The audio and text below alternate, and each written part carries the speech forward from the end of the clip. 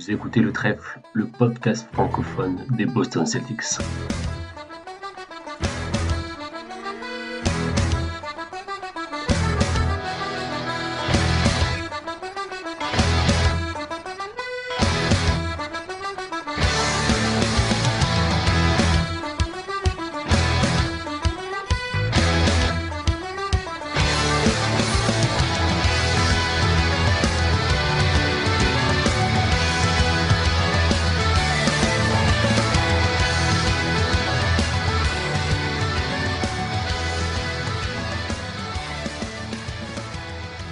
Bonjour, bonsoir à toutes et à tous et bienvenue dans ce nouvel épisode du podcast Le Trèfle. C'est Johan, je suis ravi de vous accueillir et de retrouver les copains du Trèfle pour parler des Celtics. Alors, je ne sais pas si vous êtes comme moi, mais je trouve qu'il plane une gigantesque incertitude lors de cette intersaison. Le départ de Marcus, l'arrivée de Porzingis, qui sont les plus gros, mais il y a quand même eu d'autres chamboulements dans l'effectif. Les risques de blessures, le changement d'identité, qu'est-ce que ça va donner en attaque, qu'est-ce que ça va donner en défense, est-ce qu'on est meilleur que la saison dernière? Bref, on se pose tout un tas de questions. Et c'est pour ça qu'on vous a proposé de répondre aux vôtres de questions. Alors bon, je ne sais pas si on aura la réponse, hein, on n'aura pas la prétention de vous dire qu'on détient la vérité, mais en tout cas, on va vous donner notre avis. Vous nous avez posé vos questions sur Twitter et sur Discord, et dans un premier temps, on vous en remercie. Ensuite, on va devoir s'excuser un petit peu du retard. Hein. L'enregistrement de cet épisode était prévu il y a un petit moment déjà, mais faut être honnête, hein, c'est pas évident pendant l'été de trouver un moment où il y a assez de monde disponible pour fixer un créneau d'enregistrement. Mais c'est bon, on y est arrivé. Et donc ce soir, j'ai avec moi trois compagnons pour cet épisode. Et il y a dans un premier temps Hugo qui est avec nous. Salut Hugo, comment ça va? Salut Johan, salut à tous. Comme tu l'as dit, c'est un peu dur de trouver du temps pour enregistrer là entre deux pains de minuit. On enregistre, hein, donc on va essayer de faire vite et bien et de sortir quelques bonnes takes dont on a le secret. On va essayer. Ouais, alors bien, on va essayer vite. Je suis pas sûr, mais bon, on aura l'occasion d'en reparler. Le deuxième de mes camarades du soir, et je suis ravi de l'accueillir puisque je n'avais pas eu encore le plaisir d'enregistrer avec lui depuis son arrivée dans l'équipe du Trèfle, c'est Azad qui, après avoir mis un peu de temps à faire ses débuts, nous offre d'entrée de jeu un back-to-back. Comment ça va, Azad? Ça va très très bien. Pour moi, c'est pas encore les vacances, du coup, j'enchaîne un petit peu les podcasts et les lives et, et les articles, mais les vacances, ce sera pour septembre, justement pendant la période des previews. Moi, je partirai me reposer avant d'être prêt pour le retour et octobre. Bon, t'as bien de la chance, du coup, tu seras en vacances juste quand moi je reprends. Et puis, bon, je vais pas me plaindre 2 mois de vacances quand même. Mais bon, c'est sûr que la reprise, ça fera mal. Et puis donc, la bonne nouvelle à avoir décalé l'enregistrement de cet épisode, c'est que du coup, il y en a un de plus qui a pu se libérer et qui est avec nous ce soir, c'est Elias. Salut Elias. Salut, bah ouais, j'ai pu revenir de vacances à temps et quitter le soleil pour retrouver, toujours le soleil, mais la vie morose à Paris, on va dire. Donc bien content de parler de basket parce que y a pas grand chose à se mettre sous la dent en ce moment. Ça va bientôt reprendre avec le FIBA, mais en attendant, on en parle. Je suis content d'être là. Ouais, c'est cool c'est vrai que ça aide un petit peu à passer le temps, hein. Je sais pas où vous en êtes vous, mais moi je suis justement, comme on disait là, avec toute cette incertitude, je suis dans un état d'attente. Je pense que je vais mettre mon réveil pour les matchs de pré-saison comme si c'était des finales de conf, parce que j'ai besoin de me mettre quelque chose sous la dent. Mais bon, en attendant, ouais. Alors juste avant de rentrer dans le vif du sujet, 2 petites infos. Donc on a appris hier, je sais pas si au cas où vous l'ayez pas entendu, je vous le relaye ici. On a appris hier par Shams Charania que les Celtics discutent avec plusieurs joueurs. Il y a des workouts prévus apparemment avec T.J. Warren, avec Lamar Stevens et avec Louis King. Donc a priori une recherche active d'un forward pour un éventuel rôle de sortie de banc. On On a toujours 2 spots de libre, hein, puisque Justin Champagny a été remercié. Du coup, la question reste entière pour Blake Griffin, puisqu'on avait eu aussi l'info qu'apparemment les 2 parties auraient aimé que ça continue, donc on verra ce que ça donne. On n'a pas plus d'infos pour l'instant. L'autre petite info que vous connaissez certainement, c'est que, au cas où vous ne l'avez pas vu passer, c'est que le calendrier de la saison NBA est disponible. Donc, par exemple, on sait que c'est à la date du 20 novembre que l'on réalisera enfin pour de bon que Marcus Smart n'est plus un joueur des Celtics. le petit lapsus. Donc voilà, ce sera le premier affrontement contre les Grizzlies. Le second, donc le retour de Marcus au TD Garden avec toutes les émotions que ça va probablement entraîner. Ce sera dans la nuit du 4 au 5 février, si vous voulez si vous l'avez pas déjà fait, entourez bien la date. Et on sait enfin que on a en ligne de mire notre début de saison qui sera donc dans la nuit du 25 au 26 octobre au Madison Square Garden contre les Knicks pour démarrer la saison. Voilà. Donc nous on va démarrer le podcast du coup. Enfin on va rentrer dans le vif du sujet. On a une bonne dizaine de questions auxquelles on va tenter de répondre ce soir. Alors, il y en a pas mal qui concernent de près ou de loin le départ de Marcus Smart. Donc pour éviter de scinder l'épisode en deux, une partie Marcus, une partie autre question, on les a pas forcément rassemblées. Il y en a certaines qu'on a mises l'une à la suite de l'autre, histoire que quand vraiment les réponses pouvaient se rejoindre. Mais voilà, on va prendre les questions sans ordre vraiment particulier. Et je vous propose de commencer avec une question de Vince, dont le pseudo sur Twitter est V. Hautelart, je ne sais pas si je prononce bien. Bon, j'espère qu'il se reconnaîtra. De toute façon, il y a de fortes chances qu'il reconnaisse sa question. Donc la question, concrètement, comment voyez-vous le trio Brown, Tatum, Porzingis? Alors du coup, question qui est, il me semble, assez essentielle quand même, puisque le départ de Marcus va bien sûr laisser un vide assez extraordinaire. On mise beaucoup sur l'arrivée de Porzingis. On se retrouve avec 3 joueurs qui sont dans leur prime, ou en tout cas qui vont y entrer, puisqu'on a donc Brown 26 ans, Porzingis 28 ans, si je dis pas de bêtises, Tatum 25, j'ai vérifié, je crois, il est 19, mais c'est bien 25. Voilà, ce trio Brown, Tatum, Porzingis. Azad, est-ce que tu veux nous dire un petit peu comment tu te sens à ce niveau-là? C'est marrant parce que de le prendre comme un trio, je sais pas à quel point déjà Porzingis il fait partie un petit peu ou à quel point à quel point je les mettrais sur la même échelle. Pour moi, peut-être que est-ce que c'est vraiment un trio? Moi, tu vois, je réfléchirais peut-être même plus l'idée de Porzingis avec les autres joueurs de la raquette. Tu vois, par rapport à la défense, même à l'attaque, comment ça va fitter. Et par contre, au niveau du trio en lui-même, et plutôt de ces 3 joueurs-là, moi, la première chose un petit peu qui m'inquiète, c'est le playmaking et le passing. Parce qu'en réalité, on a des joueurs qui sont vraiment pas connus trop pour ça et qui n'ont pas montré statistiquement ces dernières saisons que en fait c'était des joueurs qui créaient beaucoup pour les autres et qui sont plutôt capables de créer pour eux-mêmes.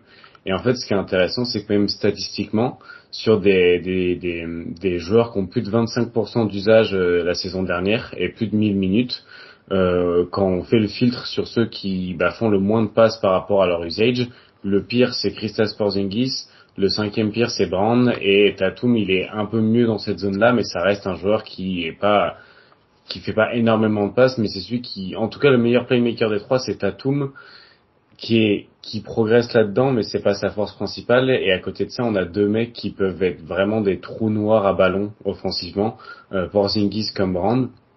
Moi, je suis assez inquiet pour le collectif un petit peu de comment ça va se goupiller collectivement pour avoir une attaque qui ressemble pas à juste de l'isolation ou une passe entière.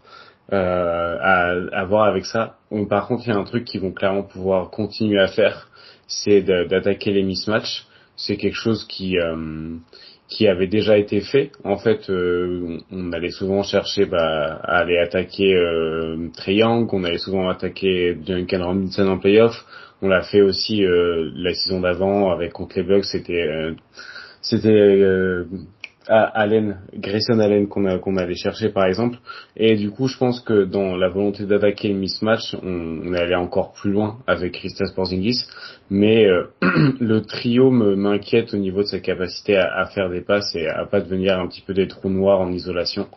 Donc à voir ce que ça va donner. Ça reste des joueurs presque tous efficaces. Jalen Brown c'est le moins efficace des trois. Ça reste des joueurs très efficaces. Les autres, Porzingis il a fait une superbe saison au post-up. Donc offensivement, j'ai juste peur un peu du passing et de l'isolation en elle-même et que ce soit parfois un petit peu des trois trous noirs sur le terrain. Et après défensivement, je le considérais vraiment pas comme un trio parce que déjà défensivement, Jalen Brown il est plutôt absent, donc on peut pas vraiment le considérer. Tatum, il fit à côté de n'importe qui en défense parce qu'il est super bon off-ball, il est super bon dans en fait sa présence sur ses rotations et en plus il peut défendre sur l'homme. Moi c'est plus défensivement sur comment intégrer Porzingis mais pas dans le trio et plutôt dans la globalité c'est une autre question en fait plus c'est comment tu intègres Porzingis dans la globalité de la défense des Celtics. Ok, bon, merci Azad. Alors, on enchaîne avec donc toujours Vince puisqu'il avait posé 2 questions. La deuxième question, est-ce que ce n'est pas le moment pour Tatum de développer à balle le playmaking et de nous sortir sa plus haute saison au ratio assist usage comme on l'avait vu lors des finales 2022 où son shoot n'était pas là. Je vais lancer Elias sur la question. Ouais, alors je pense que c'est clairement la saison où Tatum va devoir passer ce nouveau step dans ce registre-là, et je pense qu'il a été très bon la saison dernière, il s'est montré très efficace. J'ai pas les stats sous les yeux, mais il a fait quand même une bonne saison dans ce registre-là. Il fait que s'améliorer depuis qu'il est arrivé dans la ligue. Après, c'est un peu, je vais peut-être être un peu, je pense que ça va être surtout, en fait, il a pas le choix. C'est le problème de la construction de l'équipe actuelle, c'est que là, il va pas avoir le choix, et s'il ne le fait pas, on va avoir des problèmes. Comme le disait Azad avant, c'est là qu'on va vraiment voir des problèmes sur le entre guillemets trio, parce que je suis d'accord avec lui, ça va pas vraiment être un trio, je pense que c'est plutôt 2 duos en fait. Faudra intégrer White avec tout le monde parce que c'est White qui va servir en tant que playmaker secondaire, parce que je pense que c'est Tatum qui aura le plus de balles. Mais je pense que Tatum va forcément devoir prendre toutes les responsabilités qu'il doit prendre, mais sachant que en général, quand il a tendance à être très bon en playmaking, c'est qu'il est pas bon sur le reste, c'est qu'il fait des mauvais matchs, c'est qu'il fait son pull-up à 3 points est complètement absent, c'est il arrive plus à utiliser sa force pour aller au panier. Donc la question, ça va surtout être, je pense que en l'état actuel, son niveau est presque suffisant pour être un bis en tant que playmaker, sachant que à son poste, il a pas besoin d'être, on lui demande pas les LeBron James prime, c'est pas possible, il le sera jamais. Je pense pas qu'il le sera en termes de playmaking au moins. Et ce qu'il va surtout falloir, c'est qu'il soit constant dans tous les domaines du jeu et que ce soit pas, il est bon au playmaking ce soir parce qu'il rentre pas ses tirs.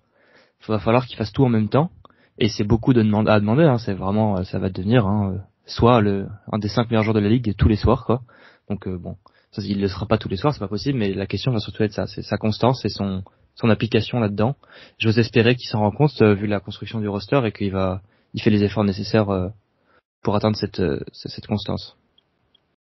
Ok, merci Elias. Alors, on enchaîne avec une question de Nathan qu'il a posée sur le Discord du Basket Lab et qui du coup va poursuivre un petit peu le sujet et aussi nous permettre d'étendre. Donc, comme vous disiez, c'est vrai que l'appellation de trio, on ne sait pas bien si elle est pertinente, mais du coup là, on va avoir une question un petit peu plus globale sur le fonctionnement de l'équipe. Donc, vous allez pouvoir élargir le sujet. Avec les changements à l'intersaison, vous voyez comment le changement d'identité offensive et défensive de l'équipe, est-ce une bonne idée pour vous? Alors là, du coup, on va pouvoir rentrer un petit peu justement comme vous le disiez avec les Derrick White au milieu, avec par rapport à Horford, à Rob du coup. Azad, je te redonne la parole là-dessus. Bah, en fait, je me demande si, et je pense que peut-être que les deux autres compères seront pas forcément d'accord avec moi, mais je sais pas s'il y a vraiment un changement d'identité ou si c'est pas devenu juste une caricature ou en tout cas on a juste poussé l'identité encore plus loin. En fait, il y a un changement d'identité sur le fait qu'on va plus pouvoir faire du switch all, ça c'est sûr et certain, mais on l'avait déjà un peu mis de côté avec l'intégration en finale de Robert Williams dans la line-up en fin 2022 avec Udoka. Donc là, sur Mazzulla, il avait fait plutôt du small line-up, on avait un peu revu du switch all, mais c'était pas non plus l'identité la plus forte. Et moi, ce que je retenais aussi, c'était du coup cette volonté de défendre en drop du côté de Boston et d'attaquer le mismatch. Et en fait, j'ai l'impression que avec Porzingis rajouté, on peut encore plus attaquer des mismatchs et des mismatchs des mismatchs différents de ceux qu'on attaquait habituellement, parce que actuellement les mismatchs qu'on attaquait c'était via Tatum à la limite ou via Brown. Et maintenant, on va pouvoir aussi attaquer d'autres mismatchs et attaquer des zones, par exemple, où du coup il va y avoir des mismatchs structurels. Et du coup, moi, ce qui m'intéresse, c'est est-ce qu'on a vraiment changé complètement d'identité? On a juste un peu plus poussé notre identité d'un certain côté ou de l'autre. Et du coup, je sais pas trop, et je voulais un peu avoir l'avis du coup des deux autres, même de toi, hein, Johan, si t'as un avis là-dessus. Je sais pas si on peut vraiment parler d'un changement d'identité ou juste d'une autre manière de l'aborder. Ouais, bah écoute, on va demander son avis à Elias du coup.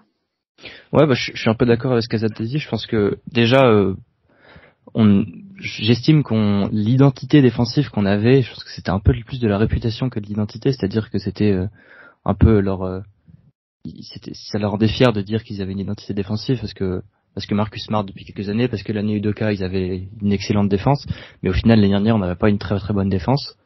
Quand il fallait, on arrivait à peu près à devenir sérieux en défense, mais on a eu quand même quelques gros trous d'air sur ce terrain, enfin sur ce côté du terrain. Donc je pense que l'identité défensive, elle est jamais vraiment existé. Je pense que comme a dit Azad, on va changer la manière dont on défend, et ça c'est surtout ça qui est important. Et si on doit caractériser cette équipe, je pense qu'elle aura beaucoup plus une identité offensive, avec ils voudront jouer plus vite qu'ils l'ont jamais fait avec dans l'ère Tatum et Brown, plutôt qu'une identité défensive en ralentissant le jeu. Je pense que là ça va être surtout de la défense un peu plus simple et de l'attaque surtout très rapide, comme on a déjà de toute façon on a déjà beaucoup couvert le sujet sur l'addition de Porzingis là-dessus, mais je pense que ça va être le Mazzulla Ball poussé à son paroxysme, quoi. Ok, merci Elias. Hugo, du coup, est-ce que tu veux nous donner ton avis sur la question? Ouais, je suis d'accord avec l'opinion globale, en tout cas sur le changement d'identité. J'en avais parlé sur Twitter dans un thread, mais je pense que cette année, on va avoir vraiment, comme le dit Ignace, l'apogée du Mazzulla Ball, dans le sens où on risque d'avoir une équipe qui joue beaucoup plus rapidement que ce qu'on a eu l'occasion de voir depuis quelques années, où pour prendre par exemple l'exemple de ces derniers playoffs, où parfois, et Elias le soulignait souvent, parfois on avait Tatum qui touchait le ballon pendant beaucoup de temps sur chaque possession, et là je pense qu'on verra au contraire plus de transition, plus de recherche de paniers faciles, etc. Bon, sans dire que ce sera possible en playoffs sur demi-terrain, etc. Mais je pense qu'au global, quand on regardera les chiffres, on aura une équipe qui joue plus rapidement. Et peut-être que le changement d'identité se fera voilà, de cette façon, de façon un peu organique. Et que ça rentrera dans les codes et dans la culture de Boston. Et justement, juste voilà, pour rajouter un petit truc, il y a Dwayne Wade qui, c'était il y a 2 ans, je crois, ou 3 ans, disait justement, quand Boston avait fait une très mauvaise saison, qu'on avait joué le play-in, il disait que le problème de Boston, c'est qu'on n'avait plus d'identité, et que justement, quand les remplaçants rentraient, etc., ils trouvaient plus leur place parce qu'il y avait plus de cadre. Et là, cette année, je pense que le cadre, on va le définir très rapidement, ce sera une équipe qui court, une équipe qui sera athlétique, et j'espère que ça nous portera chance. Ok, merci Hugo. Alors, puisqu'on parle du changement d'identité de l'équipe, je vais poursuivre avec une question de Tom Feller de Dunkebdo. Question que je trouve assez intéressante et en même temps, je vais vous laisser y répondre, mais vous allez nous donner votre avis. Moi, je trouve qu'elle est pas facile cette question parce que je saurais pas quoi répondre en tout cas. Je vais commencer par la lire. Alors, Derrick White devrait normalement reprendre le rôle de Smart. Du coup, qui reprend le rôle que White avait et quel est votre niveau de confiance pour que ce joueur soit à la hauteur? Cette question m'interpelle parce que je la trouve très intéressante, mais je ne sais pas si elle a vraiment une réponse en fait. Vous allez me dire ce que vous en pensez, mais est-ce que quelqu'un va vraiment avoir le rôle que White avait la saison dernière, cette saison, avec les changements de line-up qu'on imagine, avec Porzingis qui rentre, il y a des choses qui. Enfin, est-ce que c'est pas tout simplement Derrick White qui va avoir le rôle de Derrick White la saison prochaine, et est-ce que c'est pas celui de Marcus Smart qui va purement disparaître, ou bien est-ce qu'il y a quelqu'un, Derrick White sortait pas vraiment du banc, du coup il a été titulaire une grosse partie de la saison. Du coup, je sais pas comment cette question est pensée, mais en tout cas voilà, je vous la livre telle qu'on l'a, et je vais donner la parole à Elias. Ouais, alors déjà, j'aime bien comment la question est posée en termes, on y reviendra après, mais sur la confiance, c'est assez orienté, je trouve, et c'est drôle. Je pense que en saison régulière, on verra pas vraiment, comme tu dis, à proprement parler, quelqu'un qui remplace le rôle de White, parce que White va reprendre son rôle, comme tu l'as dit, qui startait beaucoup. Brogdon, forcément, je pense c'est sûr qu'il continuera à sortir du banc. Ils vont peut-être essayer d'un peu relancer Brogdon en lui donnant un peu plus de responsabilités. Enfin, de toute façon, ils n'auront pas énormément le choix, en lui donnant plus de responsabilités au playmaking que la saison passée. Je pense que par élimination, au moins en saison régulière, c'est sûr que Pritchard jouera, parce qu'on n'a pas personne d'autre à ce poste, et même s'il est pas vraiment meneur, mais il faut quelqu'un de petit et qui tire, et lui il a le bon rôle. Et je pense que Delano Benton n'est pas prêt pour jouer dans une rotation à ce niveau-là. Ensuite, en termes de, c'est là un peu qui va compliquer les choses, c'est qu'en play-off, c'est là qu'on va voir la vraie différence, parce que de ce qu'on a vu, de pas mal des problèmes l'année dernière en play-off, c'est que Mazzulla, il avait tendance à pas oser sortir Smart ou pas oser sortir Brogdon quand White il faisait un assez bon match. Et là, on va plus du coup avoir ces choix de luxe, on va dire. C'est que on a tout simplement plus Marcus Smart. Donc il y aura pas le choix, ce sera Derrick White sur le terrain. Et après, selon le niveau de forme de Horford, de Rob Williams, peut-être même de Porzingis, peut-être que Brogdon prendra la place de White dans le duo White-Smart en fin de match quand il existait. Mais à proprement parler, je pense qu'on n'aura pas vraiment quelqu'un qui, comme tu dis, Johan, qui reprendra la place de White. Je pense que tout va se faire à peu près, tout va se fondre logiquement dans le roster, sachant que on a remplacé un peu la manière de jouer. Et juste en termes de confiance, moi j'ai pas confiance en Brogdon, ni sur sa santé, ni sur ses capacités de playmaking, de passing surtout. Moi je trouve que c'est un peu un Dennis Schroeder de luxe, donc c'est un peu un trou noir par moment. J'espère qu'il pourra avoir le niveau, mais moi je suis pas totalement confiant sur ça. D'accord, merci Elias. Je vais demander l'avis de Hugo pour la suite. Ouais, alors je suis totalement d'accord avec Elias dans le sens où, pour reprendre la question de Tom, et encore une fois, je suis d'accord avec Elias sur le fait que c'est un peu orienté. Pour moi, en fait, et comme Elias a souligné, il n'y aura pas vraiment de rôle de Smart, en fait, dans le sens où Smart avait plus ou moins le rôle de, comment on peut dire, floor general, de gestionnaire, etc. Sauf que dans les faits, et si on regarde les stats même, et l'aspect visuel, c'était. Alors je comprends l'idée d'avoir un gestionnaire autour de Brown et Tatum, mais au final il n'était pas terrible dans ce qu'on lui demandait de faire en fait. Donc voilà. Et par contre, donc voilà, moi je pense que encore une fois, il faut voir ça au global, pas juste analyser le changement Smart White. En fait, c'est une question de rôle, mais surtout d'identité. Encore une fois, on y revient. Et je pense que White, en fait, sera meilleur si encore une fois on change vers une équipe qui joue plus de transition. White et même Brogdon, parce qu'encore une fois, comme Elias, j'ai pas une énorme confiance en Brogdon, mais toujours est-il que Brogdon sur transition est bien meilleur que Smart, tout comme White est bien meilleur que Smart et que Brogdon. Et je pense même que Pritchard, quand il faut mettre du rythme, etc., sera très bon sur transition. Donc si on est vraiment dans cette optique de jouer sur la transition, je pense que White sera excellent et je suis très confiant pour vis-à-vis de ce joueur en tout cas, et même vis-à-vis des autres gardes qu'on a dans le roster. Ok, merci Hugo. Du coup pour que la réponse soit complète, on va demander à Azad ce qu'il en pense. Moi, je pense qu'il y a une question un petit peu sous-jacente à celle de Tom, le connaissant un peu, c'est sur les rôles du connecteur.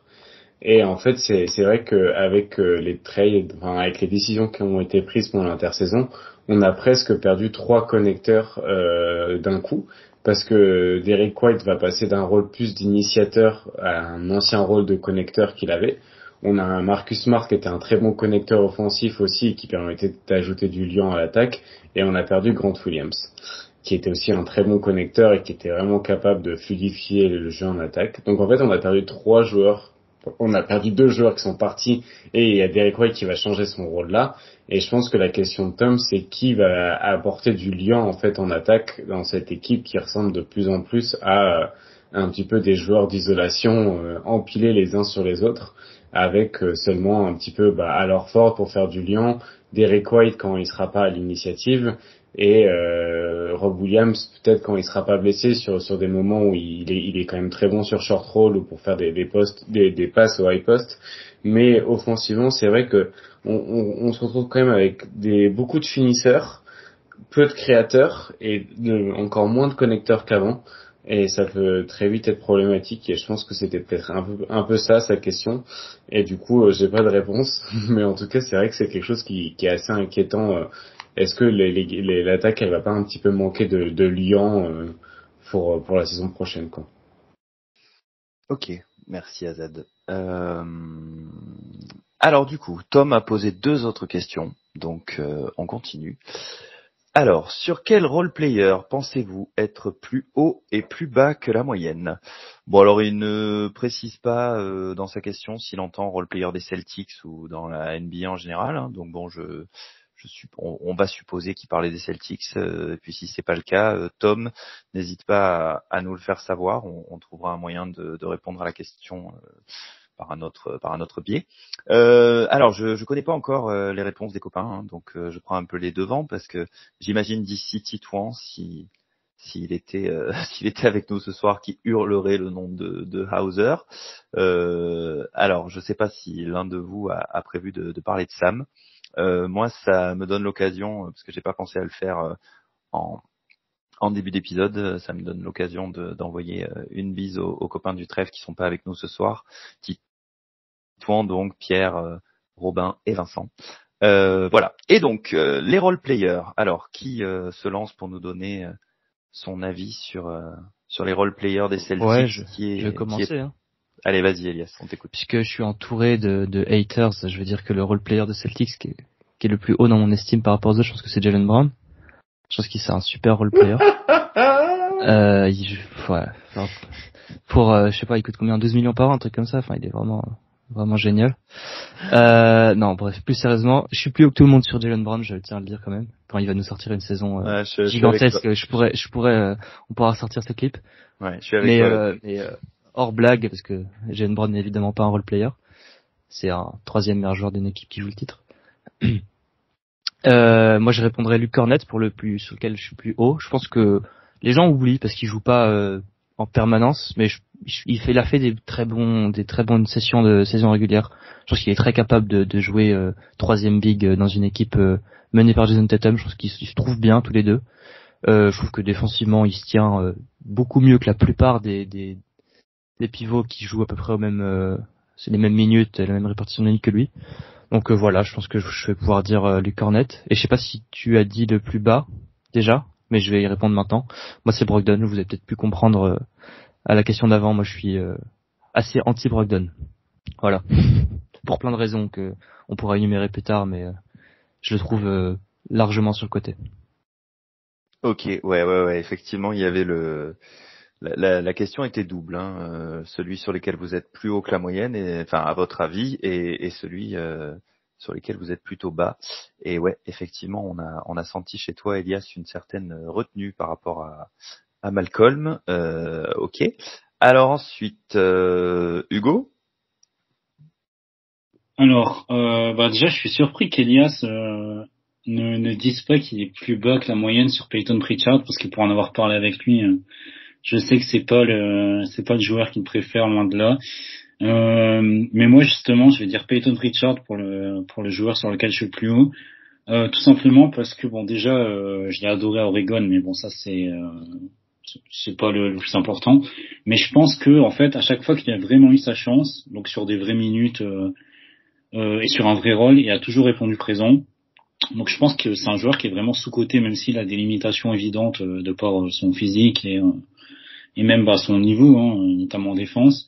Je pense qu'il y a toujours moyen d'utiliser et à condition qu'il soit mis dans un rôle vraiment défini à l'avance et pas par exemple comme l'année dernière en play-off où on l'amène comme ça de nulle part sur un rôle de shooter off ball alors que bon, il avait ciré le banc sur tout le reste de la série. Donc ça, si vraiment on le met dans un bon rôle, je pense que l'année prochaine il peut nous surprendre et je pense qu'il aura ses 15-20 minutes par soir et j'en serais très content.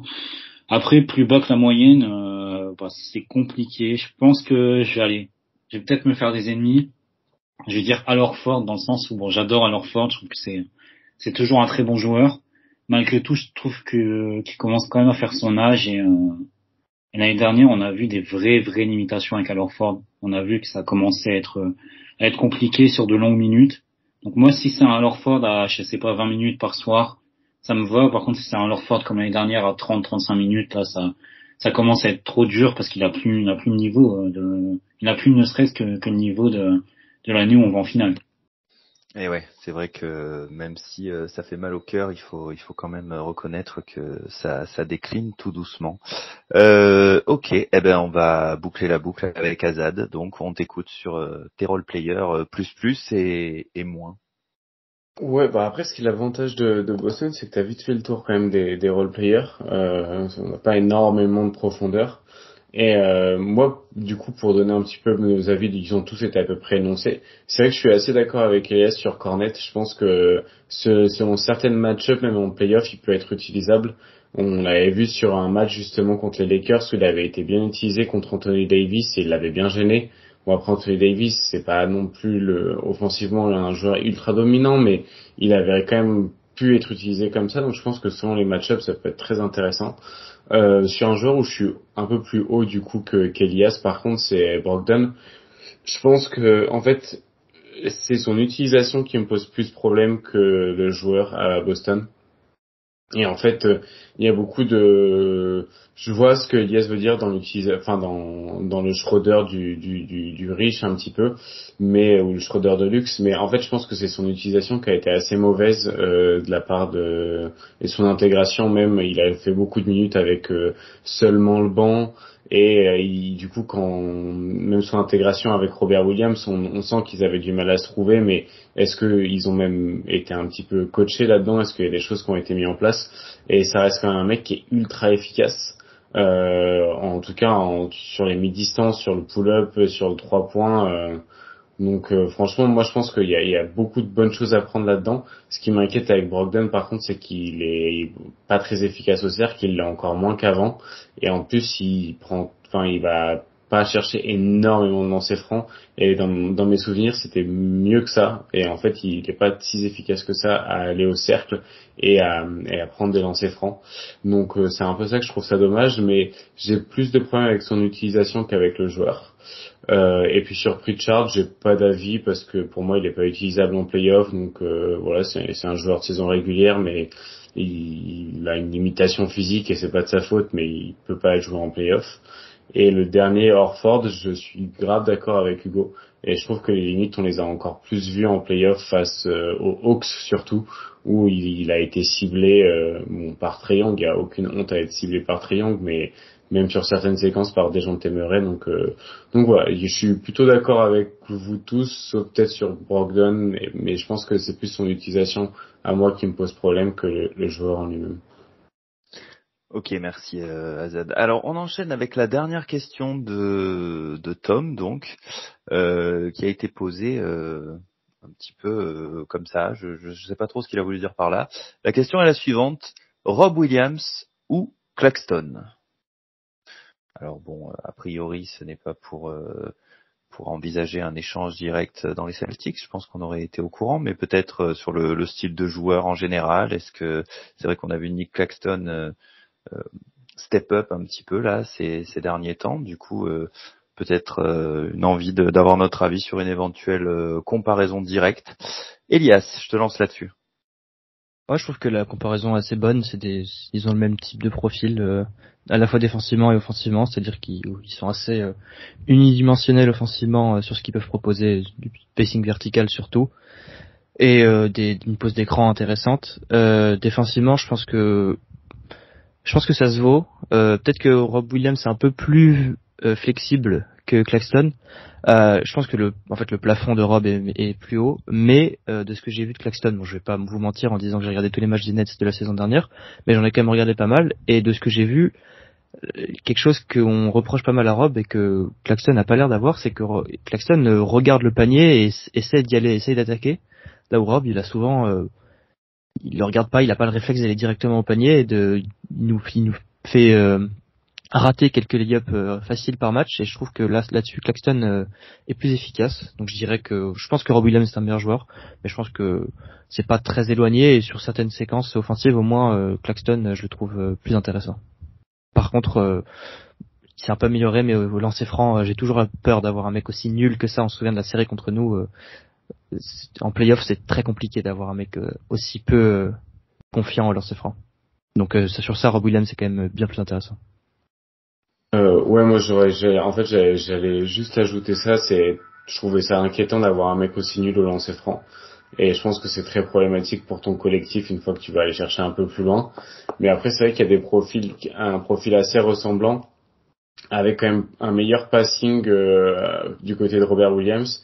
Et j'ai l'impression qu'il y a aussi plus de potentiel offensif du côté de Robert Williams, il y a plus à travailler. Donc peut-être sur le long terme, je préfère aussi quand même Robert Williams pour le potentiel, alors que Claxton, j'ai l'impression que c'est un peu plus un produit fini qu'on va continuer à polir, mais j'ai plus confiance en le potentiel de Robert Williams. Par contre, en termes de protection de cercle, ils ont quasiment le même impact cette saison sur la différence de réussite infligée au cercle. Donc ça montre qu'ils sont un petit peu dans les mêmes zones défensivement en protection de cercle. Et après, sur les switches, on a vu quelques séquences de Robert Williams intéressantes sur Butler, par exemple, contre Miami. Je pense qu'il y a quelque chose à aller chercher là-dessus, mais Claxton est aussi capable de le faire. Ok. Alors encore une fois, on boucle la boucle et on termine avec Hugo. Ouais, juste, moi je vais dire Claxton pour deux raisons. Premièrement, je trouve que je suis d'accord avec mes camarades sur le fait que peut-être le plafond de Rob Williams est plus élevé. Ça c'est indéniable, de par notamment son toucher. C'est quelqu'un qui, je pense, pourrait en tout cas mettre des tirs à mi-distance, même si encore une fois, toutes les possessions qui se terminent par des tirs mi-distance de Rob Williams sont des mauvaises possessions, parce que il y a évidemment 10 façons de scorer qui seraient plus efficaces en termes de réussite et de volume. Mais voilà, donc il a plus de touches, etc. Donc potentiellement un meilleur plafond. Par contre, il y a deux données que je tiens à souligner. La première, c'est que déjà niveau santé, Claxton, bon, même s'il a aussi eu des blessures, ça c'est vrai, mais il y a quand même, je pense qu'il est quand même en bien meilleure santé que Rob Williams actuellement. Et aussi, oui, alors je suis d'accord sur les lancers francs. Par contre, il est quand même en progrès.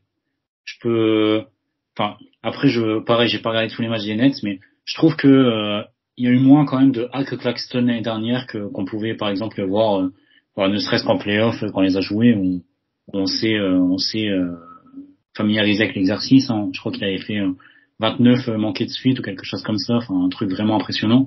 Là, il y a quand même du progrès, même si bon, il est à 58% je crois sur la saison, donc c'est pas non plus flamboyant, mais il est en progrès. Et je pense aussi que c'est un meilleur rebondeur que Rob Williams, et qu'il a un meilleur sens du rebond, et pour un role player comme ça, c'est toujours plus valuable. Même si encore une fois les rebonds, il faut pas gagner les matchs. Sinon, Andre Drummond serait Hall of Fame. Ok, merci Hugo. Alors, on reparlera de Rob Williams un petit peu plus tard, mais pour changer un petit peu de sujet, on va partir sur une question de Amine qui nous demande: à partir du moment où Lillard ne voulait pas Boston, est-ce que selon vous, Brad Stevens avait d'autres choix que de donner son extension à Jaylen Brown? Donc voilà, on revient sur l'un de nos sujets de prédilection, hein, donc Jaylen Brown. Oui, donc pour ceux qui n'étaient pas au courant, j'imagine que vous n'êtes pas nombreux, donc Damian Lillard qui a demandé son trade en début d'été, et du coup il y a vite eu un petit peu des rumeurs, je sais pas, mais en tout cas des questions. Est-ce que Boston peut se positionner? Et assez rapidement, on a cru comprendre que non. Et du coup, très vite, on est passé sur la question de savoir si oui ou non Jaylen Brown allait avoir son extension, sachant que ça a pris quand même pas mal de temps. C'est vrai que la question a pu être posée, mais peut-être pas tant que ça. Hein. Elias, qu'est-ce que tu en penses? Ouais, moi je pense que la réponse est dans la question. À partir du moment où tu sais que tu peux pas aller chercher Lillard, même si moi j'étais pas forcément pour. Enfin, ça dépendrait de ce qu'on lâchait, mais j'étais dans l'idée pas totalement pour. À partir du moment où Lillard est plus atteignable, il y a rien de mieux à chercher. Il y a rien de mieux à faire que signer l'extension. C'est drôle parce qu'en off, on a eu quelques débats à au moment de l'extension de Jaylen Brown. On n'était pas d'accord totalement sur est-ce qu'il c'est bien d'avoir un Jaylen Brown à 35% du cap dans l'équipe et tout ça. Mais on était arrivé quand même assez d'accord, il me semble, avec Hugo et Azad sur le fait que t'es à la place de Brad Stevens, t'as pas de meilleur choix. En termes de construction d'équipe, ce serait idiot de pas utiliser cet avantage qu'on a parce qu'on l'a drafté, parce qu'il a été en NBA, de le garder sous contrat pendant encore 6 ans, quoi. Quoi que ce soit le coup, y a rien de mieux à faire. Et je pense que on est tous d'accord là-dessus. Même si c'est très cher pour Jaylen Brown. Moi, je suis d'accord. Malheureusement, je suis d'accord aussi. Voilà, on a senti. C'est pas ton argent, Hugo, ça va aller, hein, t'inquiète pas. Ouais, mais le League Pass, c'est mon argent, je te jure, je veux pas voir ça. Bon, on a senti à quel point ça faisait plaisir à Hugo de lâcher cette réponse, mais on l'a eu. Allez, on enchaîne donc avec une question de Rap sur Twitter, et dont le pseudo Twitter est rap_sauce. Qui pour remplacer, donc voilà, on revient à Rob Williams, qui pour remplacer Rob et Al une fois que le premier aura perdu son genou et que le deuxième sera vraiment trop âgé cette fois-ci, entre parenthèses, d'ici 2 ou 3 ans. Donc bon, déjà, on note un certain pessimisme dans la question. Hein. Il me semble que, après bon, c'est vrai que c'est une question qui peut se poser, mais est-ce que pour vous, Rob Williams arrivera forcément à un moment où son physique sera devenu trop handicapant? On a pu passer quand même pas mal de vidéos cet été. Bon alors, avant que vous me le reprochiez, je vous le dis tout de suite, hein, je suis pas en train de me hyper sur les 3 shoots à 3 points qu'on a pu voir, hein, soyons clairs. Mais on a quand même vu pas mal. Enfin, un été healthy pour Rob. Est-ce que Rob va forcément à la blessure qui mettra un terme à sa carrière, ou qui en tout cas le rendra moins intéressant? Et voilà, dites-moi ce que vous en pensez. Et du coup, donc, pour répondre à la question de Rap, qui est-ce qu'on pourrait envisager après ça? Hugo, qu'est-ce que t'en penses? Alors, bon déjà, je peux entendre le pessimisme ambiant, hein, parce que c'est vrai que de nos 3 intérieurs majeurs, en tout cas, personne n'a un historique de blessure très reluisant, sauf peut-être Horford encore, bon, parce que ses blessures remontent à assez longtemps, mais même si bon là c'est un papy, hein, comme j'ai eu l'occasion de le dire tout à l'heure. Mais sinon, moi je pense qu'on oublie quand même une donnée, c'est que alors dans le trade de Marcus Smart, bon tout le monde s'est ému finalement de ce trade, mais il y a quand même des données qu'on a oubliées, ou en tout cas que beaucoup ont oubliées. C'est que c'était Smart, globalement c'était Smart contre Porzingis plus 2 premiers tours de draft, bon un seul en l'occurrence, plus un autre qui a été bazardé contre plusieurs second tours. Mais en fait, ce qui est important là-dedans, c'est qu'on a un draft capital qui est quand même assez impressionnant pour un candidat au titre en tout cas, parce que l'année prochaine on a 2 first pick par exemple, enfin 2 first round pardon. Donc alors admettons que voilà, dans le scénario catastrophe où Rob Williams, je sais pas, se fait un genou, que Porzingis se refait une fracture de fatigue au pied en février et que Horford se bloque le dos indéfiniment et qu'il suit une chaise roulante. Bon, certes, la saison sera foutue, hein, ça je vais pas vous faire un dessin, mais on aura toujours des pics l'année prochaine pour drafter des jeunes intérieurs ou pour échanger un joueur plus un pic contre un intérieur. Ça, c'est un scénario qu'il faut pas oublier. Et des intérieurs qui ont des contrats corrects, il y en a quand même un paquet en NBA. Hein, voilà, je vais prendre par exemple le roster, je sais pas, d'Orlando. Il y a Wendell Carter Jr. qui a un contrat qui est quand même assez bon marché. Si on leur envoie des pics, par exemple, pourquoi pas bon, peut-être qu'ils regarderaient. Je pense pas parce que je pense qu'à un moment ils sont quand même conscients qu'ils vont devoir jouer quelque chose. Donc je pense qu'ils ne diraient pas oui, mais voilà, on pourrait toujours trouver une équipe qui a de l'intérêt pour un intérieur, enfin pour trader à l'intérieur. Donc voilà, mais sinon bon pour cette saison, si les trois se blessent, évidemment la saison sera foutue. Bon, on sera content parce que le Cornet verra le terrain, donc on sera tous contents. L'équipe communication, surtout des Celtics, sera très contente parce qu'ils pourront faire pas mal de trucs. Mais voilà, donc à moyen terme en tout cas, faites attention ou soyez attentifs à nos choix de draft parce qu'on pourrait bien les utiliser pour renforcer ce secteur-là.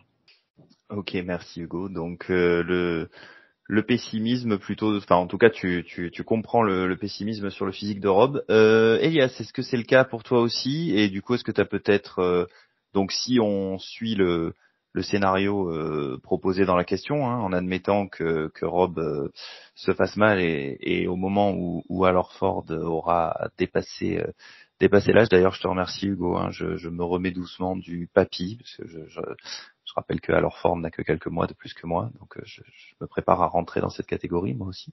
Là, je sens qu'Elias va m'en coller une derrière. Du coup, Elias, est-ce que tu as un nom? Est-ce que tu es d'accord sur la blessure qui du coup mettra forcément un coup d'arrêt pour Rob? On t'écoute là-dessus. Alors un coup d'arrêt, je suis pas sûr. Je pense que Rob, il a encore un contrat derrière celui-là. Je pense à un niveau très correct.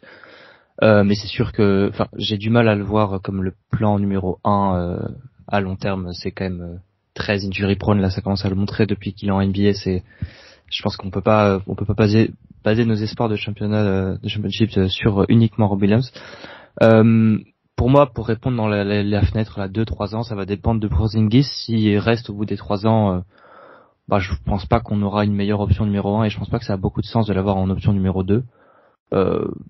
Donc si Porzingis reste, ce sera Porzingis à notre grand plaisir. Sinon, moi mon scénario rêvé un peu, c'est moi ça fait des années que je rêve de Bam Adebayo. Dès que je vois un match du Heat, je le vois poser des écrans, j'en rêve. Donc ouais, moi ce serait, on envoie Jaylen Brown et je sais pas qui contre Bam Adebayo. Voilà, j'ai des réactions à l'idée de trade Jaylen Brown, ils sont contents les autres. Voilà, il sera content à Boston avec son ami Tatum. Il pourra rejoindre le parti républicain à Boston parce que je sais qu'il est très actif dans la vie républicaine à Miami. Et je pense qu'il y en a pas mal à Boston aussi. Il se fera plaisir là-bas. Mais je m'y attends pas. Je pense que c'est du scénario rêvé. Mais c'est le profil que j'aime en tout cas. Un défenseur qui pose des bons écrans. Ouais, c'est sûr qu'on est certainement plus dans la catégorie du rêve là, mais effectivement, si Bam pouvait venir faire un tour à Boston, je pense qu'on serait nombreux à être assez satisfaits. Ça serait plus beau pour ma vie personnellement après. Ah ouais, carrément. Parce qu'on trade Jaylen Brown ou juste parce que Bam arrive? Parce qu'on trade Jaylen Brown. Là, demain, Jaylen Brown contre Doug McDermott, c'est aussi le plus beau jour de ma vie. Non, je rigole. T'es juste raciste là en fait. Peyton Pritchard, Doug McDermott, là ça y est, c'est attention. Hein. Non, tu vas m'attirer beaucoup de problèmes, Elias. Alors, je rigole bien évidemment. Pas de ça chez nous. J'aime beaucoup Rob Williams. C'est vrai. Ok.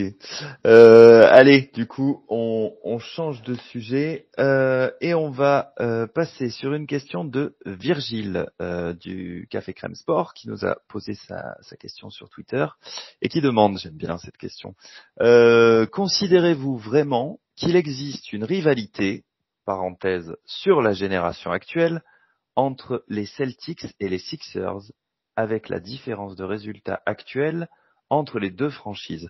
Bon là, je vais faire de mon mieux pour ne pas trop m'étendre, hein, parce que nos auditeurs réguliers savent que quand on se met à parler des Sixers, je peux être de mauvaise foi. Bon, j'aurais envie de dire que quand même c'est Joel Embiid qui en parle le mieux, hein, puisqu'il a déjà été interrogé sur la rivalité entre les Celtics et les Sixers, hein, on a tous la photo en tête, mais je ne vais pas le dire et je vais donner la parole à Azad. Ouais, pour moi, il y a quand même une sorte de rivalité, même si on les bat tout le temps, il y a quand même le calendrier a fait qu'on les a rencontrés de manière régulière. Du coup, pour moi, ça reste une rivalité. Surtout que en 2018, c'était le but de 2018, c'était de tomber contre les Celtics justement parce que Kyrie et Hayward étaient blessés et du coup, on était un peu l'équipe facile à abattre et à avoir au premier tour. Et au final, c'est les Bucks qui nous avaient eu au premier tour et on les avait battus. Et ensuite, on a battu les Sixers. On a battu les Sixers en 2018. On les a battus en 2020 aussi, où c'était un sweep assez sec dans la bulle. On les a rebattus cette année. Donc en fait, le calendrier fait quand même que la fréquence des séries sur la même génération, un petit peu Tatum Embiid, les répétitions des séries font qu'il y a une rivalité, même si c'est toujours la même issue. Après, c'est aussi une rivalité historique parce que c'est l'affrontement de play-off qui a eu le plus lieu de l'histoire de la ligue. Il y a eu 42 affrontements Sixers, Philadelphie, Boston, pour être exact, parce qu'avant c'était pas les Sixers, c'est les Warriors, je crois, à Philadelphie au tout début. Et donc il y a quand même vraiment une rivalité un petit peu là-dessus. Donc pour moi ça reste une rivalité et ça en sera toujours une, mais là on arrive quand même à un point où ils ont pas gagné une série de playoffs. Philadelphie a pas gagné une série de playoffs contre Boston depuis 86. Donc ça commence à faire un moment. Ouais, c'est une rivalité qui est plutôt sympathique pour nous, quoi. C'est sûr que comme tu disais, c'est vrai que les calendriers et puis même dans l'ambiance, hein, on sent bien qu'il y a quelque chose de particulier entre ces deux équipes, mais pour l'instant, on a quand même la chance que ça tourne très très largement en notre faveur dans un passé relativement proche. Elias, je te laisse intervenir derrière. Ouais, juste pour rajouter quelque chose, je pense que nous, de la France, on voit que le basket, on voit que les Celtics et les Sixers, donc on peut peut-être se poser un peu plus justement la question de la vraie rivalité. C'est vrai qu'on les bat tout le temps, et qu'au final, on n'a pas eu tant d'opposition que ça. On a 3 séries, comme a dit Azad, depuis 2018, et celle d'avant remontée à 2012, à l'époque où ils étaient pas trop dans une mentalité de gagner. Après, je voulais juste rajouter en fait que c'était sûrement exacerbé par la rivalité Boston-Philadelphie. Je pense que la plupart des fans américains sont aussi fans des Eagles et fans des Patriots, et ça a dû jouer quand même pas mal dans la rivalité sportive entre les deux villes, et donc je pense que la rivalité existe là aussi pas mal, et nous on le ressent un peu moins peut-être, mais du coup comme c'est créé en tant que narrative, une rivalité, forcément ça en est devenu une vraie, mais c'est vrai que je pense que niveau basket on a plus de rivalité avec le Heat ou les Lakers historiquement, quoi. Voilà, c'était pas très important, mais juste j'ai pensé à ça. Ok, non, mais pas de souci, c'est très bien. Allez, du coup on continue. Alors, on a quelqu'un qui nous a posé plusieurs questions. On va rigoler un petit peu là. Il y a beaucoup de questions et il y en a qui prêtent à sourire. Le pseudo est pas évident. Jedi et Padawan, me semble-t-il. Jedi Padawan, ouais, c'est une référence à Star Wars. Ah d'accord. Oh, Star Wars. Alors là, je l'avais pas, tu vois. Bah ok, donc Jedi. Et pourtant, à ton âge, tu n'as pas la ref Star Wars. À la vraie Star Wars, je l'ai carrément, mais merci Elias, fallait que ça. D'ailleurs, j'ai été surpris que tu le dises pas tout à l'heure. Si, non mais carrément, autant pour moi, j'ai carrément la ref Star Wars, mais elle m'a pas sauté à la figure. Qui nous a donc posé la question sur le Discord du Basket Lab. Alors il y a plusieurs questions. La première, je sais pas si on va pouvoir les révéler, mais bon, je vais quand même poser la question. Quels sont vos secrets pour produire des podcasts aussi qualitatifs sur la plus belle franchise de l'histoire? Messieurs, qu'est-ce qu'on fait? On leur dit pas, je sais pas. Je vous laisse. Je vais laisser Hugo. Je pense que c'est le plus à même de répondre à ce genre de questions. Alors déjà pour analyser la question, on va faire un raisonnement très scolaire. Dans la question, il y a le terme qualitatif. Donc pour répondre tout simplement, donc on unfollow Trash Talk, voilà tous les médias un peu basket mainstream. et on follow Dunket Do, Hugo. Q-Basket, le Basket Lab, donc Guillaume, on l'embrasse. On follow Tom, qui nous a posé une question tout à l'heure qui est très très pertinente, notamment sur toute CBA. Et voilà, et après on regarde les matchs aussi parce que c'est important visiblement, parce que dans le basket, dans la tutosphère basket FR, on n'est pas sûr qu'à chaque fois ça regarde beaucoup les matchs. Donc voilà, on regarde les matchs. Oh, je suis mort. Et après, voilà, bout à bout, on peut proposer des podcasts corrects. Ok, j'avais dit qu'on allait, j'avais annoncé, hein. J'avais annoncé, j'avais dit sur celle-là on va rigoler. Donc là, je pensais pas qu'Hugo irait jusque là. Les termes ont été dits. Voilà. Ok, Azad. Ouais, j'ai une réponse mi-sérieuse. C'est quand même la réponse, c'est aussi que on est quand même du coup 7 ou 8 mecs plutôt passionnés qui aiment suivre cette équipe et qui aiment échanger. Donc je pense qu'on a aussi la chance d'avoir un groupe de gars passionnés qui voient aussi le basket de la même manière. Et si ça nous fait rire ce que Hugo a dit, c'est parce qu'au final on rejoint assez là-dessus sur la manière dont on consomme le basket et on ne voit pas comme enfin c'est pas une fête foraine, on regarde pas le basket pour les highlights, mais on va chercher un peu plus loin. Donc je pense que la cohésion du groupe Trèfle et notre vision et nos échanges au quotidien permettent aussi de rendre ce rendu-là. Et on a aussi la chance d'être fan d'une franchise qui est compétitive depuis tous les ans, quasiment depuis 2008. Il y a juste eu une année il y a eu quelques périodes un peu first round ou des périodes où il y a eu une année où on n'a pas fait les playoffs. Mais sinon, on a aussi la chance d'avoir une équipe qu'on suit, qui est intéressante à suivre et à traiter. Et je pense que ça joue beaucoup aussi. Donc la réponse d'Hugo est mieux, mais je pense qu'il y a aussi une des conséquences à tout ça, c'est le groupe du trèfle et les gars qui le font exister, et aussi la franchise et l'équipe de Boston et le travail des general managers qui sont enchaînés, qui font qu'il y a une équipe compétitive et il y a des choses à raconter qui sont intéressantes. Ouais, ok, merci Azad. Écoute Azad, tant que je te tiens, il y a une question qui t'est adressée directement. Donc bon, je vais te la poser. Azad a-t-il un jumeau qu'il fait travailler 7 sur 7? Eh bien malheureusement non. C'est pour ça que je vais prendre un bon mois de vacances, un bon mois off là en septembre. Un bon mois off d'à peu près tout, donc je pense que je vais un peu disparaître de partout, et pour pouvoir justement me ressourcer et repartir sur une nouvelle saison de bonne manière. Mais oui, c'est sûr que depuis la période des playoffs, ça a pas mal bossé, ça a pas mal apporté du contenu. J'en suis très content. J'ai été invité sur plein de podcasts très intéressants. J'ai eu la chance de faire plein de trucs super cool, mais ça prend beaucoup de temps et ça va être très chouette de pas du tout regarder et toucher du basket pendant un mois en septembre. Ok. Alors derrière on a un défi pour Titouan et Robin qui du coup ne sont pas avec nous ce soir, mais on va le leur énoncer quand même. J'espère qu'ils s'en souviendront pour leur prochaine intervention. Ne pas parler du handle ou de la main gauche de Jaylen Brown pendant tout l'épisode. J'annonce, ça va pas être... On l'avait pas fait pour l'instant. On avait parlé de Jaylen Brown, mais pas directement de sa main gauche ou de son handle. C'est vrai, mais c'est adressé à Titouan et Robin. Peut-être on les honore mal. Désolé. Après, je savais pas qu'on pouvait parler de quelque chose qu'on ne possédait pas, en fait. Ouais, c'est vrai. Question bonus. Qui sont les favoris de l'Ouest et pourquoi les Mavs et les Grizzlies? Alors bon, là du coup on va vous demander votre avis. Bon, c'est vrai que maintenant que les Grizzlies ont un joueur qui a l'habitude d'aller en finale de conf, peut-être que enfin ils vont arriver à débloquer quelque chose à ce niveau-là.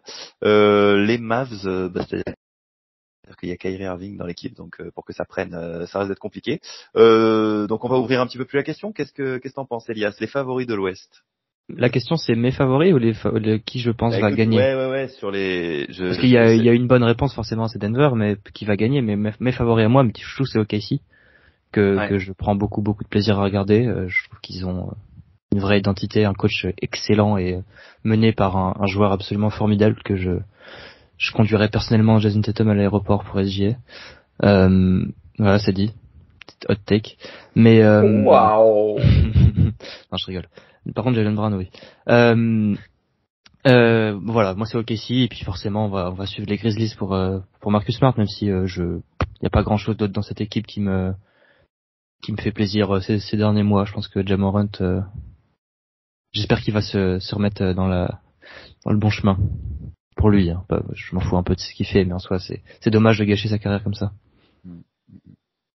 Ouais, je trouve que t'es dur quand même. Bon après, moi j'aimais bien l'équipe déjà avant, mais c'est vrai que alors bon, j'ai pas trop eu le temps de beaucoup les regarder jouer, mais quand tu vois des joueurs comme Jaren Jackson Jr., comme Desmond Bane, tout ça mis ensemble avec Marcus, du coup maintenant en tout cas, je pense que j'aurais Ouais, mais moi je suis aigri des jeunes qui s'amusent et qui trash talk, moi j'aime pas. Ça me plaît pas. Connaissant aussi Elias, je pense qu'il préfère le basket ou dans ce TikTok, donc je comprends un peu C'est vrai aussi. Avant tout, je préfère les rumeurs et les dramas entre James Harden et Daryl Morey, mais après je préfère le basket. Ok. Hugo, ouais, donc du coup pour revenir à la question, c'est vrai que j'ai bien vérifié à l'écrit, c'est quels sont les favoris de l'Ouest, mais en même temps je pense pas qu'on aurait mis que le comment Jedi et Padawan nous auraient posé la question en envoyant aussi directement les Mavs et les Grizzlies s'il y avait du sérieux là-dedans. Donc je pense que oui, que c'est peut-être vos favoris au niveau du cœur plus qu'au niveau de ce que vous voyez gagner. Mais bon, comme tu dis, Elias, on a rebondi sur Denver. Hugo, pour toi? Alors moi ça sera pas du tout mes favoris du cœur, loin de là. Mais mes favoris, en tout cas, si je devais jouer un truc demain, je tenterais la grosse cote, je pense, sur les Lakers. Parce que en playoff, c'était pas l'équipe la plus incroyable à voir jouer, etc. Mais je trouve que Darvin Ham a quand même fait un travail très très sous-coté pour sa première année. Franchement, beaucoup pouvaient être sceptiques, en tout cas, notamment les premiers mois, etc. Avec le cas Russell Westbrook, etc. Finalement, ils ont trouvé une solution. Et au global, j'ai trouvé l'équipe quand même, en tout cas après la deadline, plutôt intéressante. Et là, il y a quand même des ajouts, qui sont plus c'est plus des paris en fait que des ajouts certains. Mais j'ai confiance en Darvin Ham pour bien les utiliser. On a vu ce qu'il a réussi à faire, notamment avec un joueur que je déteste, mais un des joueurs que je déteste, je pense le plus en NBA, c'est Rui Hachimura, que je trouve très très moyen. Il a réussi à l'utiliser en playoff et à faire en sorte que ce soit un joueur viable, malgré ses énormes limitations, notamment en défense collective. Ça a été un joueur correct en playoff. Donc je pense qu'il peut faire pareil avec d'autres joueurs qu'ils ont récupérés cet été. Même si, encore une fois, je pense que des joueurs comme Jackson Hayes, etc., ne verront pas énormément le terrain. Mais voilà. Bon, si je devais jouer un pronostic autre que Denver ou Phoenix, même si je crois pas trop en Phoenix, je dirais les Lakers. Ok. Et tes favoris avec le cœur, du coup, Hugo, il y a une équipe qui te plaît particulièrement à l'Ouest ou... Je vais dire New Orleans parce que j'adore. Je trouve que Brandon Ingram est un joueur assez beau à voir jouer. J'adore Trey Murphy. J'adore Dyson Daniels et surtout j'adore Willie Green que je trouve vraiment excellent. Donc même si Zion, je sais pas si on parlait de Ja Morant qui gâche sa carrière, Zion c'est un peu aussi l'archétype de la carrière gâchée avant même qu'elle soit ne serait-ce qu'elle soit lancée quoi. Donc voilà, même si Zion n'est pas là, je pense que New Orleans peut faire un petit truc l'année prochaine, en tout cas je l'espère. Ouais, je te rejoins tout à fait là-dessus. C'est une équipe que j'aime beaucoup aussi. Allez, Azad, du coup, donne-nous ton avis sur la question. Tu nous parles du duo futur Marcus Smart, Jaren Jackson Jr. ou c'était pas l'idée? Clairement les chouchous, moi ça va être les Grizzlies pour ce duo-là. Donc pour le cœur, ce sera plutôt les Grizzlies pour Marcus et Jaren Jackson Jr. que j'adore. Et après pour le titre, je mettrais quand même bien une petite pièce sur les Clippers. On en parlait hier avec les gars de QI Basket, mais je mettrais bien une pièce sur les Clippers. Mais bon, d'un autre côté, ça fait 4 ans que je pronostique une finale Clippers-Celtics. Et ça fait 4 ans que je me plante. Mais j'y crois encore, en vrai. Pour moi, il suffit qu'ils soient en bonne santé pour que ça fonctionne. Et du coup, à voir ce que ça peut donner. Mais ouais, j'ai presque, en tout cas, je suis pas encore parti du bateau Clippers, Paul George Kawhi. Et je pense que ça peut quand même donner une équipe vraiment très très difficile à sortir en playoff si elle arrive en bonne santé. Surtout comment ils ont reconstruit un peu l'équipe avec des intérieurs qui sont capables de prendre du rebond, de jouer un rôle de connecteur en attaque et d'apporter aussi un peu de protection de cercle. Un Norman Powell et un Terrence Mann qui savent aussi bien se plugger à côté de ça, et un Russell Westbrook un peu pour jouer le rôle d'initiateur quand les deux sont pas là. Donc j'y crois quand même encore un peu à cette équipe, et je pense qu'il y a de quoi faire. Alors, je suis complètement d'accord avec toi, mais du coup, je vais me permettre une question qui n'était pas au programme. Bon, c'est peut-être une question qu'on devrait avoir en privé, mais puisqu'on en parle, et si James Harden arrive, t'y crois toujours, en admettant qu'il lâche ce qu'il faut pour, du coup? Bah, ça dépendrait vraiment de ce qu'il lâche, mais oui, pour moi, il y a pas, pour moi, le fait d'ajouter James Harden à une équipe t'empêche pas de gagner. Enfin, je crois pas trop à la narrative de joueurs qui ont pas la culture enfin, qui sont des losers, tu vois, ou qui sont des chokers en playoff. Je suis pas convaincu de cette narrative. Je pense qu'il y a un peu un biais d'analyse qu'on a là-dessus, parce que bon, c'est quand même le joueur. Enfin, c'était quand même le go-to guy d'une équipe qui a failli battre les Warriors de 2018. Donc en fait, c'est le go-to guy d'une équipe qui a failli battre la meilleure équipe de tous les temps. Donc je vois pas trop comment ce mec-là peut être un loser. Enfin, je comprends un petit peu la narrative et comment ça peut être facilement interprété, mais pour moi c'est quand même un joueur qui gagne et qui a toujours été dans des équipes qui gagnent beaucoup de matchs. Et donc bon, voilà, j'ai pas un avis très négatif sur l'ami Harden. Ouais, mais ce que je voulais dire par là, c'est qu'il va falloir lâcher beaucoup, certainement. Ouais. Enfin, quoi que, au plus le temps passe, au plus, peut-être pas tant que ça, mais. Bah, s'ils pouvaient lâcher Westbrook, à la limite. Pour moi, c'est peut-être le seul côté un peu qui m'inquiète. Ils peuvent pas, ils viennent de le signer. Il est pas tradable. Ah ouais. Ah oui, c'est vrai. Bah, il est pas tradable avant 6 mois, c'est ça? Ou avant le 15 décembre? 15 décembre, peut-être, ouais. Ouais, je crois que c'est ça. Ok, ça marche. Mais oui, voilà, moi, j'ai une petite pièce sur les Clippers. Mais ce serait Terrence Mann, hein, le centre du trade, si c'était... Ouais. Et c'est ça qui est un peu emmerdant. C'est une perte, mais je sais pas, je pense que James Harden vaut le coup quand même, quoi. Ouais, mais il est très bien. Enfin, j'ai fait un article sur Terrence Mann il y a quelques semaines de ça, donc si jamais ça vous intéresse, en vrai, allez faire un petit tour sur Q-Basket, mais il a un profil très intéressant, surtout à côté de deux joueurs comme Kawhi et comme Paul George. Ok. Bon, ben merci. Et du coup, on termine les questions de Jedi et Padawan avec une question, enfin, qui concerne les Celtics. Et la question est posée, j'aime bien comment elle est lancée. Tout repose sur Joe? Non. Hugo, qu'est-ce que tu en penses? Alors bon, étant le fan numéro 1 de Joe Mazzulla en France et son plus fidèle défenseur malgré les tempêtes qu'il a subies en play-off, je pense pas que tout repose sur Joe, pour la simple et bonne raison qu'en fait tout reposera sur ça me fait mal de dire ça, mais je pense honnêtement aujourd'hui que tout reposera sur la capacité de Jaylen Brown à accepter à accepter un rôle qui lui correspondrait plus. Parce qu'en soi, pour moi, le principal problème de notre équipe l'année dernière, c'était qu'on était un peu, j'aimerais pas dire désorganisé, mais je trouve pas en fait le terme. On était un peu, il y avait un peu une confrontation entre un leader identifié et quelqu'un qui acceptait pas finalement son sort de deuxième lame, où il voulait un peu aussi lui avoir le ballon en main. Et je pense que si vraiment, et c'est ce qu'on répète depuis très longtemps, mais si on arrive à accepter vraiment, que tout le monde accepte son rôle, accepte le projet commun et adhère à la philosophie de Joe, donc encore une fois, oui, ça reposera un peu sur Joe, mais surtout sur la philosophie de Joe et pas uniquement sur Joe, ça pourra le faire. Donc pour ça, moi j'ai énormément confiance, et en même temps je pense que beaucoup résidera dans la capacité notamment de Sam Cassell à gérer les égos, parce qu'il a été recruté pour ça en tant qu'ancien joueur NBA, All-Star NBA, etc. Donc je pense qu'il a été recruté aussi pour gérer un peu les égos et essayer de faire en sorte que tout le monde adhère à un projet. Donc non, tout résidera pas sur Joe. Une grande partie résidera sur le coaching staff entier de Joe.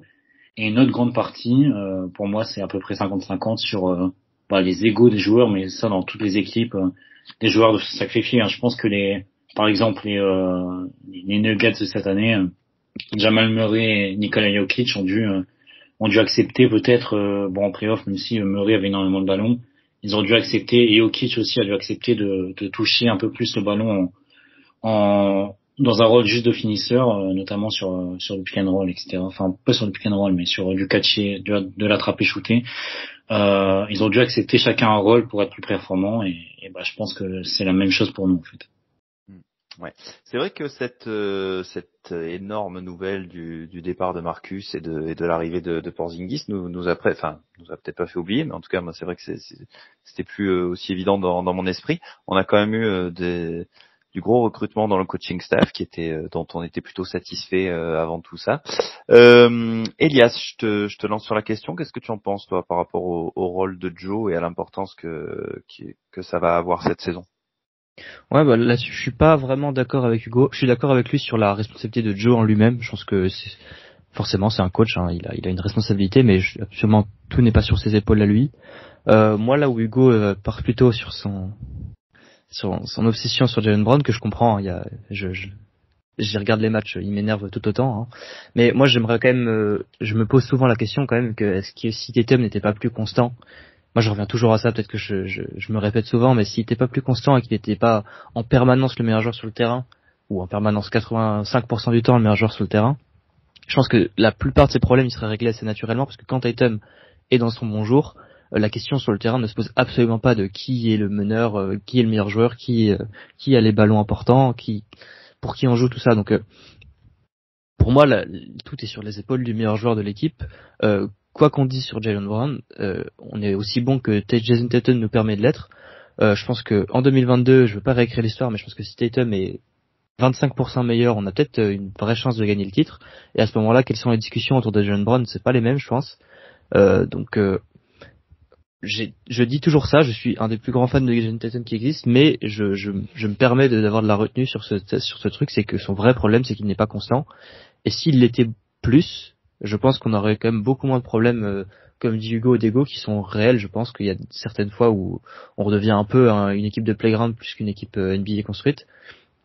L'année dernière, c'était peut-être aussi dû à un manque de coach sur le banc, simplement, qu'on a pu régler, comme Hugo l'a dit.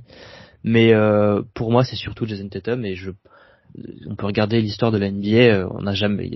Personne n'a jamais gagné de titre, à part peut-être, je vais pas faire... je suis pas le plus grand connaisseur d'histoire, mais il doit y en avoir forcément, mais sans un top 5 un joueur top 5 de la ligue, c'est très très rare d'aller très loin. Donc pour moi, c'est Tatum qui doit être absolument le plus performant et le plus constant, et derrière tout va s'aligner derrière lui. Parce qu'on a quand même un effectif assez complet et bien construit, malgré quelques soucis de luxe, on peut dire que le roster est très très bon, donc ça va être à Tatum pour moi. Ok, bon, merci Elias. C'est un peu l'avis que j'ai aussi, et je sais pas si j'aurais su l'exprimer aussi clairement, mais voilà, ouais, c'est vrai que comme tu l'as dit, je pense que mettre sur les épaules, ce que tu dois avoir sur les épaules quand t'es le meilleur, tout simplement, c'est voilà, je suis complètement d'accord avec ça. Allez, on change de sujet, du coup, on change de question, et on passe à une question de Clément qu'il a posée sur Twitter. Clément qui est aussi du Café Crème Sport, et qui nous demande: ne surestime-t-on pas le départ de Marcus Smart? L'équilibre peut rester cohérent avec Derrick White en starter. Et puis il a donné un petit peu des précisions. Par cette question, nous dit-il, j'entends. Smart est un poumon, un modèle de dévouement et le joueur type fan-friendly par essence, mais jouer chez des Celtics compétitifs fait que tu dois avoir ce tempérament. White semble coller et peut jouir d'une aura similaire avec une responsabilité à l'organisation qu'il connaît déjà, un investissement en défense qu'on lui connaît, peut-être que ça éveillera en lui plus de hustling encore. Est-ce que le départ de Smart n'est pas surtout la possibilité d'avoir l'affirmation d'un héritier? Voilà, donc Clément qui a eu la gentillesse de bien nous nous exprimer clairement ce qu'il entendait par sa question. C'est cool, ça nous permet de la prendre bien comme il faut. Azad, qu'est-ce que tu en penses? Pour moi, c'est difficile de répondre si on ne surestime pas pour l'instant parce que on n'a pas encore vu les conséquences. Donc c'est un petit peu de la spéculation.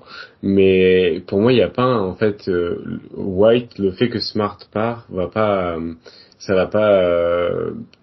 Enfin, il va pas devenir un meilleur joueur parce qu'il est parti et son utilisation va changer, mais je sais pas si ce sera pour le mieux. En tout cas, c'est sûr que White est pour moi un meilleur joueur, et pas un meilleur joueur. Oula, excuse-moi. Et je pense que, enfin, je suis sûr que White est un meilleur joueur que Marcus Smart sur la dernière saison. Mais est-ce que le départ de Marcus Smart est pas surestimé? C'est difficile à savoir.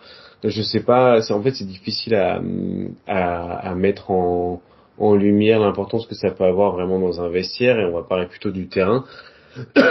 Mais pour moi, sur le terrain, il y a vraiment deux différentes équipes de Boston avec ou sans Marcus sur le terrain, et surtout dans le rôle de Marcus Smart quand Jaylen Brown est sur le terrain.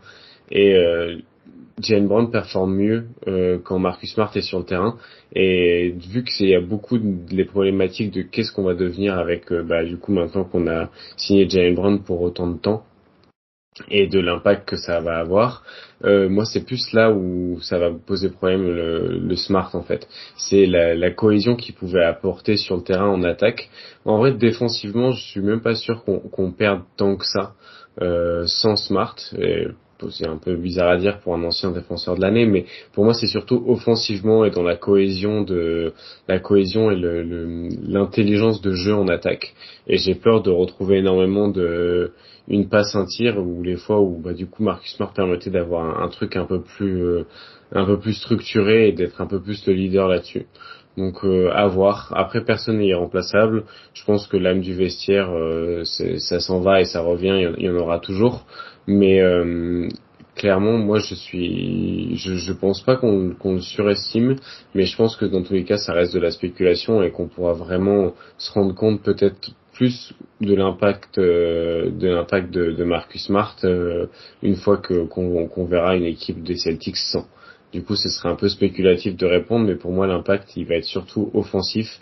Et c'est plus ça qui me fait peur, c'est vraiment l'attaque des Celtics avec ce connecteur / playmaker / leader en moins. Qu'est-ce que ça va pouvoir donner? Ok, écoute, on va reparler justement de cette défense de Marcus, mais avant, Hugo veut intervenir du coup sur cette question-là. Ouais, moi juste, en fait, je peux comprendre les interrogations, etc. Pour moi, en fait, la seule inconnue, je dirais, c'est est-ce que 10 minutes de plus de Brogdon et 15 minutes de plus de White, ça peut compenser entre guillemets la perte de Smart, parce que je pense que comme on l'a dit tout à l'heure, Pritchard verra pas le terrain en playoff, et on mettra un peu plus de temps de jeu sur tous nos starters, dont nos deux gardes. Et en fait, cette question-là, forcément, elle est compliquée, hein, évidemment, parce qu'on n'a pas tous les éléments de réponse à l'instant T. Mais au global, moi, je pense que moi, j'aurais tendance à dire qu'on surestime un peu le départ de Smart, pour la simple et bonne raison que, d'accord, c'était un leader de vestiaire, etc. Ça a été un bon joueur. Hein, on va pas non plus dire que Marcus Smart était mauvais. Hein, c'est pas du tout le cas. Mais je pense que oui, il est loin d'être irremplaçable. Et même si on regarde ses ratings l'année dernière, et même l'impression visuelle, honnêtement, je l'ai pas trouvé excellent. Même encore une fois, il y a 2 ans en play-off, il est assez catastrophique au niveau de la gestion du ballon. Hein. Il perd, je sais pas combien de ballons sur la série. Marcus Smart, finalement, il a toujours eu un plafond de verre dans les grands moments en play-off. Bon, l'année dernière, c'est un des moins pires, j'ai envie de dire, face au Heat. Mais il est quand même pas génial, hein, franchement. Franchement, je l'ai pas trouvé génial. Et je pense vraiment que de mettre Derrick White et Brogdon sur des rôles plus importants, ça pourra nous aider. Et moi, c'est dans ce sens-là où je vois où je juge personnellement que la perte de Marcus Smart est surestimée, dans le sens où finalement l'année dernière Brogdon, bon même si voilà, comme Enias l'a dit, Brogdon, on n'a pas eu la meilleure version de Brogdon, mais finalement il jouait que 25 minutes par match, et c'était finalement par rapport à son contrat un impact qui était moyen. Enfin, pour un joueur que tu payes 20 millions, je pense que tu espères le voir plus de 25 minutes sur le terrain, tu espères le voir 35 minutes sur un bon apport. Donc je pense que Brogdon pourra aussi, parce qu'encore une fois, il a fait des sacrifices, il me disait dans chaque interview l'année dernière. Je pense que sur un rôle qui correspondait un peu plus à ce qu'il faisait à Indiana, il pourra être aussi meilleur. Et dans ce sens-là, dans le sens où ça pourra aussi libérer White et Brogdon, je pense que faut pas trop s'inquiéter non plus pour la perte de Marcus Smart. Ouais, moi je sais pas si je te rejoins là-dessus sur les problèmes de Marcus Smart en playoff et dans les grands moments.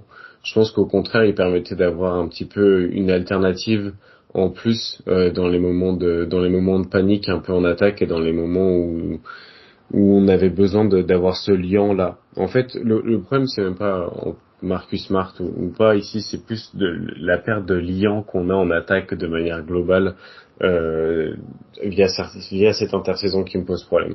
Mais ça, on en a déjà parlé tout à l'heure dans la question des connecteurs. Mais pour moi, il y a c'est vraiment ça la perte de Smart qui peut vite être problématique.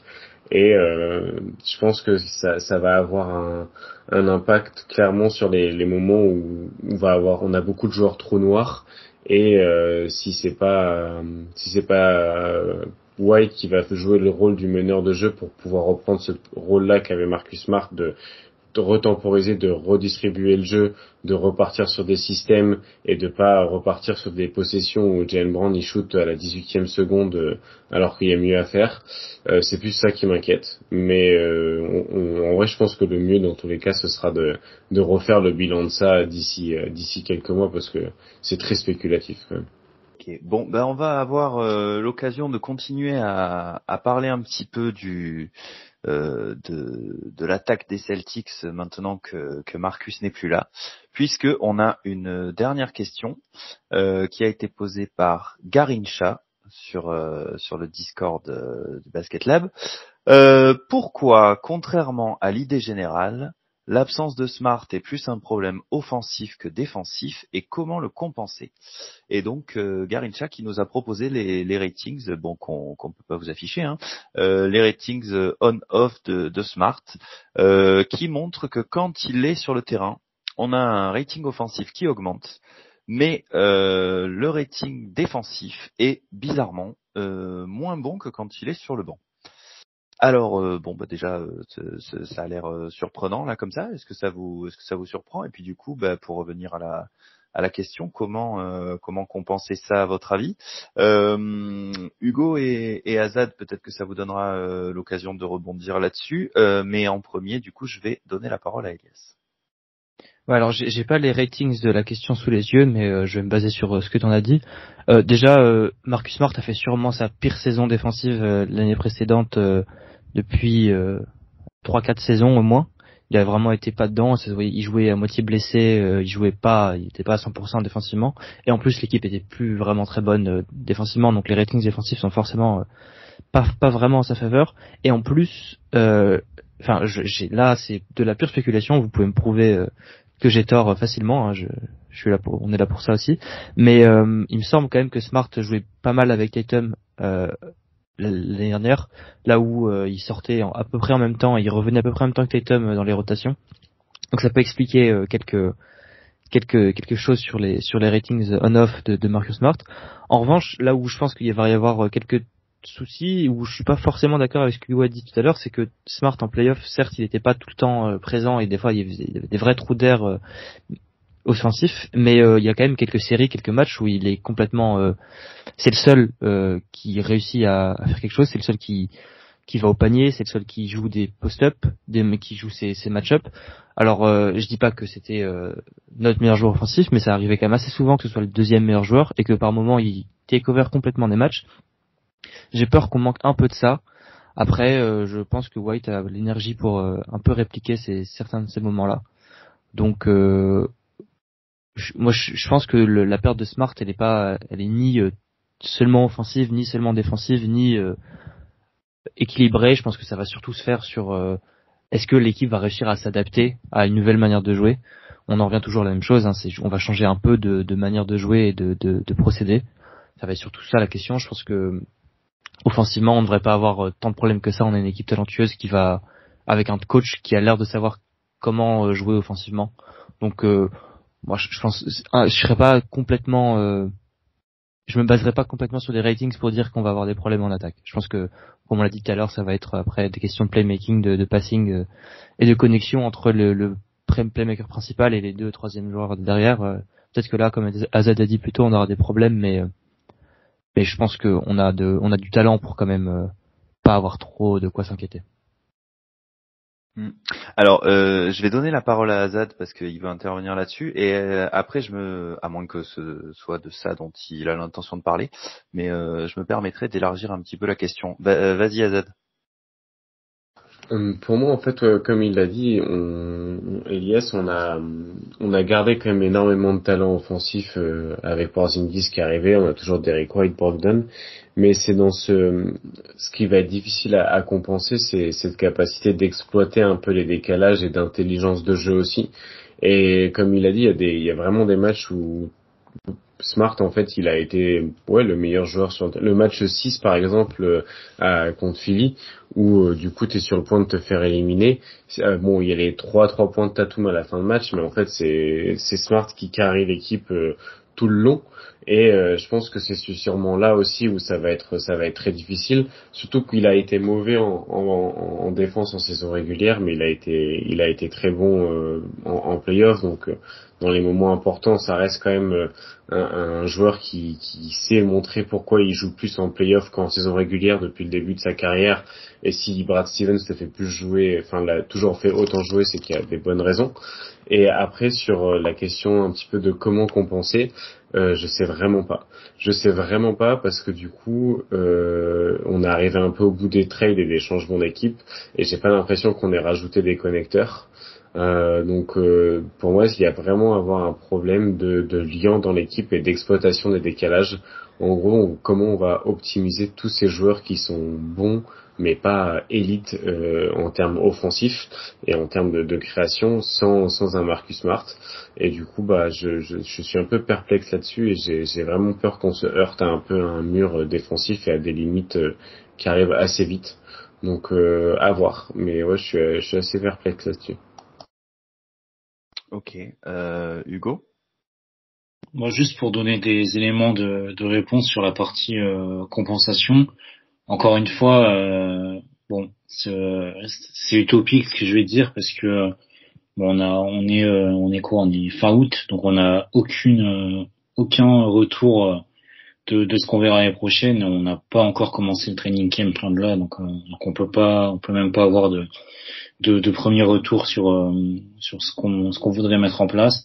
Mais on parlait tout à l'heure d'un changement d'identité.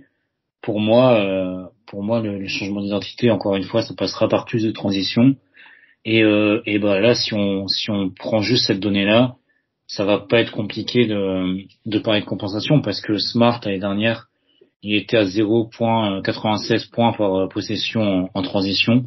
Et il était surtout 186e parmi les 192 joueurs classés en fait sur l'exercice. Et en playoff, ça tombait même à 0,86 avec énormément de pertes de balles. Notamment, je crois qu'en saison régulière, il était à plus de 20% de turnover sur transition, donc c'était quand même assez énorme. Alors que Brogdon et surtout White sont meilleurs dans l'exercice. Donc je pense que si on les utilise, si on vise en tout cas, à devenir une équipe qui joue plus en transition, ça bénéficiera à tout le monde, notamment à Jaylen Brown, et je pense, et comme on l'avait dit avec Azad dans le focus sur Jaylen Brown, qui est un excellent joueur de transition, c'est peut-être là où il est le meilleur.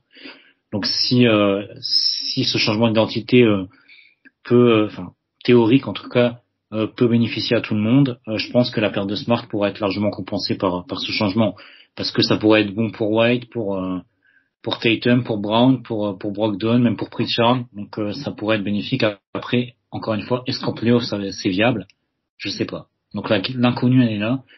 Mais encore une fois, moi je comprends que mes camarades soient pas d'accord avec moi, mais j'étais quand même assez bas au global sur la performance de Smart en playoff. Je peux comprendre que certains le trouvaient très bon parce qu'il a eu des matchs où il était très bon. Mais au global, je trouve que son impact est quand même un peu surévalué dans le sens où il a quand même eu des passages assez mauvais, même s'il est apporter un bon connecteur parfois.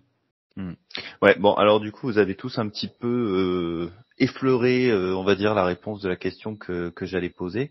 Là où on voit, bon alors après on va pas parler en termes de meilleur scoreur ou de quoi que ce soit, mais on va dire que dans un gros match, tu comptes en premier sur Jason Tatum, tu espères, pour pas fâcher Hugo, tu espères pouvoir compter en deuxième sur Jaylen Brown, et en fait, je pense que Marcus Smart pouvait être quelque part, on va dire je sais pas, j'ai pas le terme précis, mais on va dire la troisième valeur de l'équipe, le mec qui peut, sur qui tu vas pouvoir compter s'il y en a un des deux, voire les deux qui assurent pas au bon moment. C'est un peu ce que disait Elias tout à l'heure.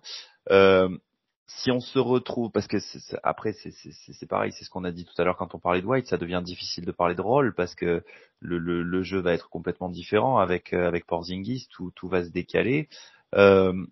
Est-ce qu'on peut pas, enfin, est-ce que pour vous, est-ce qu'on peut pas imaginer, on peut tout imaginer, mais pour vous, est-ce qu'on peut compter sur un Derrick White ou tout simplement sur un Kristaps Porzingis pour devenir dans dans ces matchs où peut-être où Tatum sera pas, j'allais dire à 100%, c'est pas la question, mais s'il y a un match où si t'es dans un match à enjeu, que Tatum a une panne, que Brown répond pas présent, est-ce qu'on peut pas espérer qu'un White ou du coup que Porzingis puisse être celui qui va arriver et qui va sortir un peu l'équipe comme Smart pouvait le faire.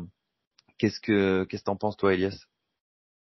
Ouais, dans la théorie, comme tu dis, ou dans la possibilité où Tatum et Brown ne sont pas dans le match, c'est toujours pas impossible que Porzingis, il fait quand même une excellente saison la saison précédente à Washington. C'est un joueur quand même très très talentueux offensivement et défensivement il est assez intéressant aussi. Donc oui, non, c'est clairement possible que Porzingis sur certains matchs, il ait l'impact d'un joueur numéro 1, hein. C'est pas impossible. Après va falloir compter sur ça tous les matchs, quoi. Et on en revient toujours à la même chose, c'est la régularité de nos deux meilleurs joueurs, et c'est là où je pense que je peux lancer Hugo là-dessus. Il va être assez d'accord. Je pense que sur quelques matchs, on peut compter sur White et sur Porzingis qui ont beaucoup de talent offensif, mais sur des séries de playoffs, ça peut pas être quelqu'un d'autre que Tatum, puis Brown, puis Porzingis à mon avis. Oui, non, mais carrément, je suis d'accord avec toi. Mais du coup, c'était pour répondre, au fait que par rapport au rôle entre guillemets de Smart à ce niveau-là. Donc, ok, je suis bien d'accord. Oui, non, mais du coup, oui, c'est vrai.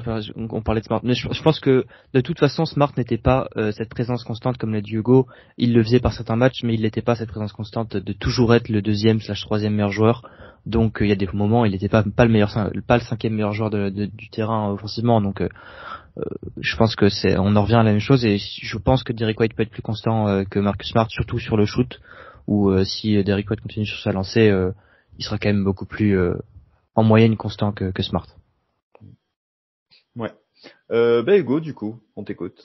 Ouais. Donc moi surtout, ce que je trouve intéressant avec l'échange pour Porzingis, c'est que je pense que le ballon passera beaucoup plus à l'intérieur l'année prochaine, dans le sens où on l'a vu notamment sur ses qualités de post-up l'année dernière à Washington.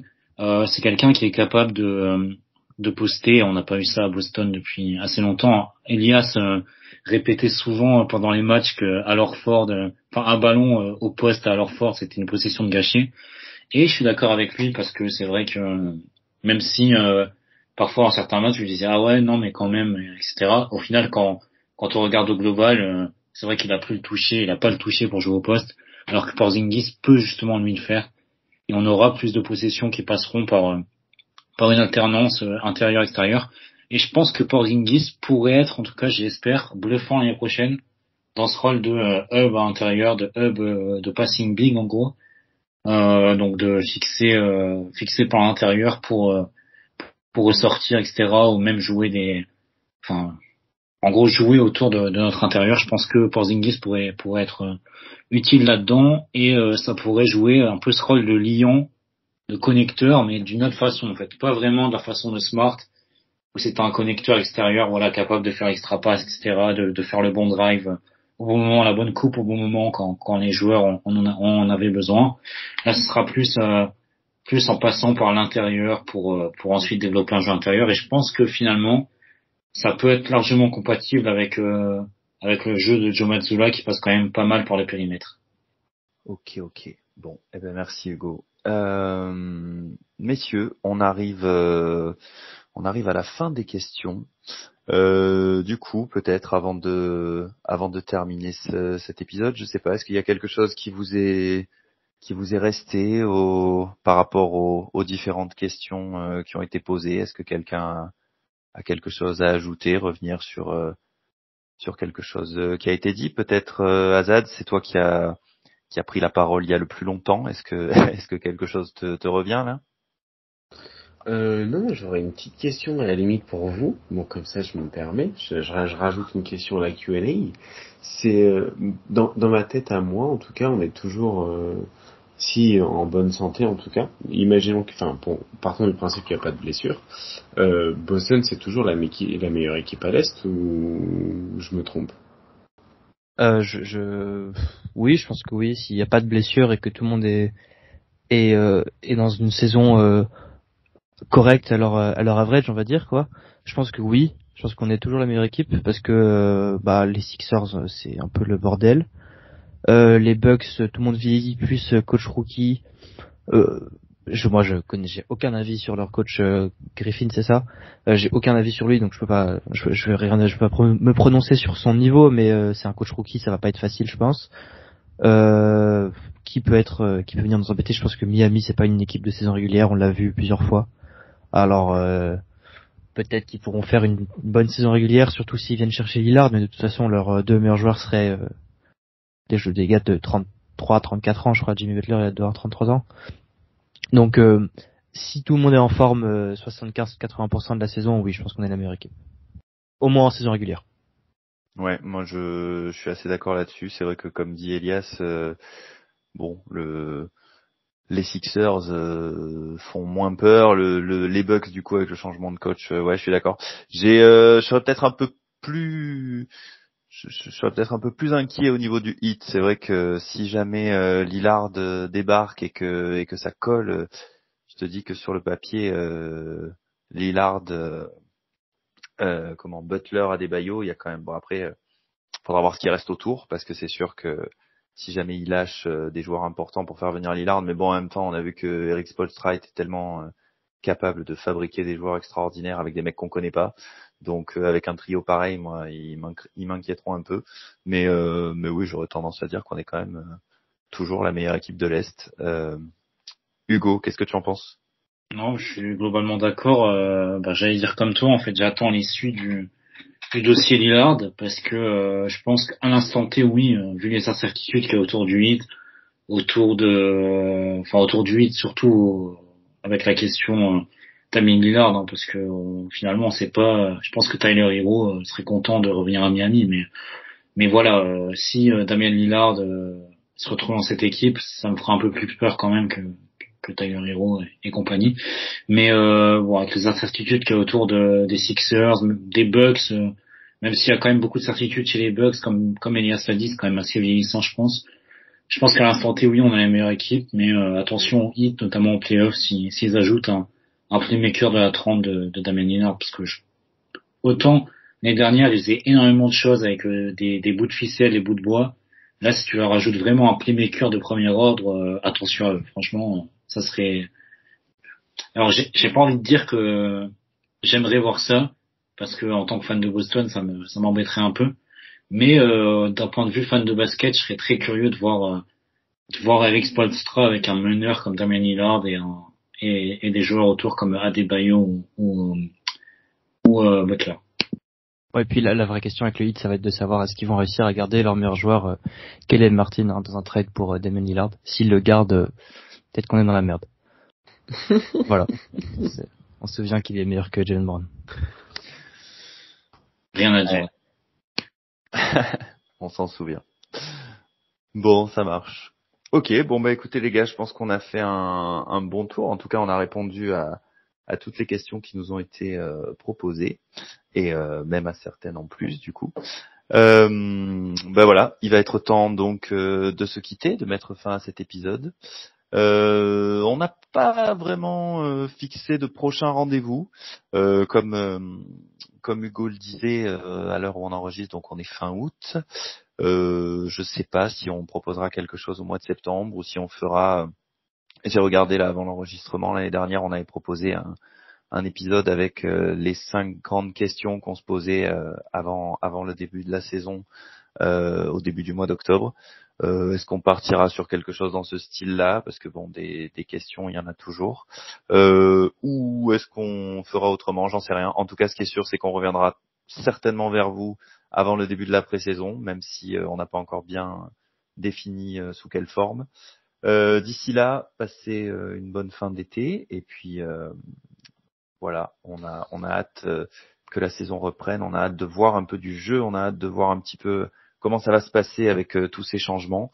On vous dit à bientôt et go Celtics. Salut à tous. À la prochaine. About a 2-second difference between the shot clock and game clock.